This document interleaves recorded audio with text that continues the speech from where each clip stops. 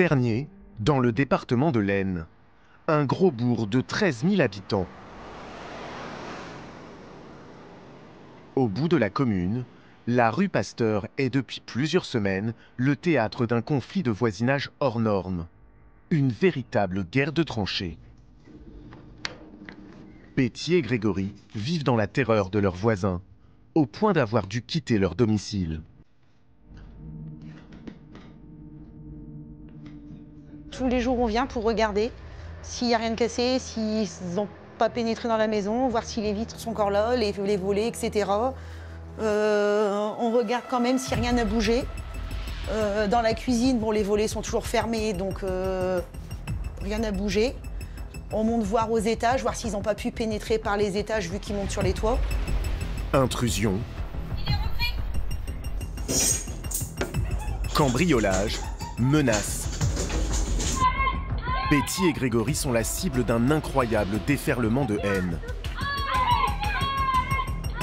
Chaque jour ou presque, du mur mitoyen fusent des insultes. Vite que tu es, va. Grosse vache.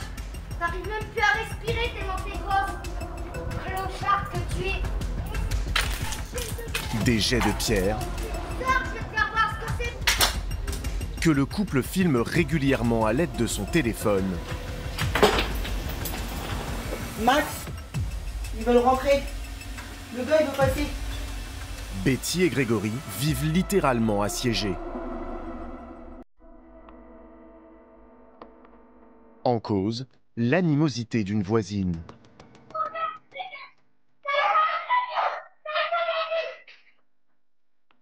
Cette femme vit sur ce terrain, ici en rouge, dans une caravane. Une propriété qui se situe derrière la maison du couple, ici en bleu. Je peux vous faire voir de ma chambre où est-ce que ça se situe? Une femme issue de la communauté des gens du voyage. Je vais essayer d'être discrète. Le moindre signe de vie ravive la guerre, comme ouvrir les volets.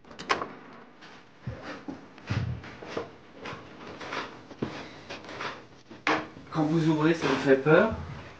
Oui. Pourquoi? Je n'ouvre pas, non, parce qu'en fait, elle nous voit. Et effectivement, à peine les volets ouverts, que les hostilités recommencent. Vous voyez, vous rejetez un caillou. On se fait caillasser. Là, vous l'entendez. Vous allez fermer les volets là-haut. Ouais, on va fermer les volets. Et de me faire casser. On se fait caillasser. Assiégés, Betty et Grégory ont vécu chez eux comme dans un camp retranché. Dans le noir, pour ne pas être repérés. On a retiré toutes les ampoules. Il n'y a plus une seule ampoule. Il n'y a plus une seule ampoule dans les lustres. On a tout retiré. Prêts à toutes les éventualités, même les plus funestes. Bah ça, c'est ce qu'on prenait pour aller se coucher en fait. Couteau de cuisine. Par mesure de sécurité et puis bah pour se protéger au cas où quoi. Au cas où les individus arriveraient à rentrer dans notre domicile. De guerre lasse, ils ont fini par confier leurs enfants à de la famille et ont quitté la maison en attendant que la justice instruise leur plainte. J'ai plus envie d'être ici, clairement. Rien que de la voir, c'est non, c'est plus possible. C'est... Désolée.